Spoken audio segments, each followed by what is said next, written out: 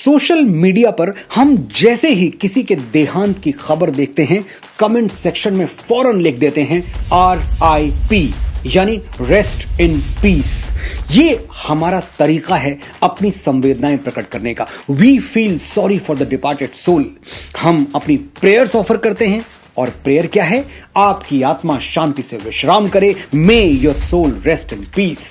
ये इंटेंशन सही है, लेकिन एक्शन गलत है। किसी हिंदू की मृत्यु पर RIP लिखना उतना ही गलत है जितना कि उसे मुखाग्नि न देकर दफना देना। मैं एक हिंदू हूं, मेरा अधिकार है कि पंच तत्व से बने मेरे शरीर को मृत्यु के बाद चिता की अग्नि में स्वाहा कर दिया जाए। मैं कभी नहीं चाहूंगा कि मुझे कॉफिन में रखकर जमीन में गाड़ा जाए। जितनी बार हम किसी हिंदू या सनातनी की तस्वीर के नीचे RIP लिखते हैं, जाने अनजाने हम उसके उचित अंतिम संस्कार का तिरस्कार करते हैं, उसे अपमानजनक विदाई देते हैं। किसी दिवंगत हिंदू के लिए RIP लिखना क्यों गलत है? और यह गलत है तो फिर सही क्या है? सिर्फ 1 मिनट मुझे ध्यान से सुनिए, आपको सारे उत्तर मिल जाएंगे। RIP लिखने की परंपरा इस्लाम और क्रिश्चियनिटी से आती है। वो कयामत के दिन में विश्वास करते हैं, जिसे रोजे महशर या जजमेंट डे भी कहा जाता है। क्या होगा उस दिन? सारे मुर्दे जाग उठेंगे और खुदा उनका इंसाफ करेगा। इसी जजमेंट डे के लिए मुर्दों को कब्र में इंतजार करना पड़ता है और उनके लिए रेस्ट इन पीस की दुआएं की जाती हैं। लेकिन सनातन की परंपराएं 100% साइंटिफिक हैं, इसीलिए हमारे यहां RIP जैसी कोई थ्योरी है ही नहीं। भगवान श्री कृष्ण भगवद गीता के अध्याय 2 श्लोक संख्या 22 और 23 में कहते हैं, वासांसि जीर्णानि यथा विहाय नवानि गृह्णाति नरो पराणि तथा शरीराणि विहाय जीर्णान्यन्यानि संयति नवानि देहि नयनम छिन्दन्ति शस्त्राणि नयनम दहति पावकः न चैनम क्लेदयन्तापो न शोषयति मारुतः। आसान शब्दों में समझाता हूं, जैसे हम पुराने कपड़े छोड़कर नए कपड़े पहन लेते हैं, वैसे ही हमारी आत्मा यानी हमारी कोर एनर्जी वो पुराने शरीर को छोड़कर नया शरीर पहन लेती है। आत्मा अजर अमर है, इसे ना कोई शस्त्र काट सकता है, ना आग जला सकती है, ना जल भिगो सकता है और ना ही हवा इसे सुखा सकती है। और इसीलिए जीवन मरण का ये चक्र, ये साइकिल कंटिन्यूअसली चलती रहती है जब तक कि हमें मोक्ष नहीं मिल जाता। आपने ध्यान दिया होगा, मैंने आत्मा को एनर्जी कहा।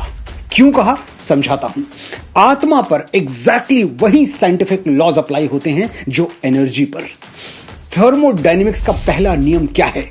Energy can neither be created nor destroyed but can only change form, यानी ऊर्जा को न बनाया जा सकता है न मिटाया जा सकता है, बस इसे एक रूप से दूसरे रूप में परिवर्तित किया जा सकता है। श्री कृष्ण ने हजारों साल पहले यही बात कही थी, लेकिन हम अपनी आदत से मजबूर हैं। हम तब तक नहीं मानते जब तक कोई विदेशी ना बोल दे।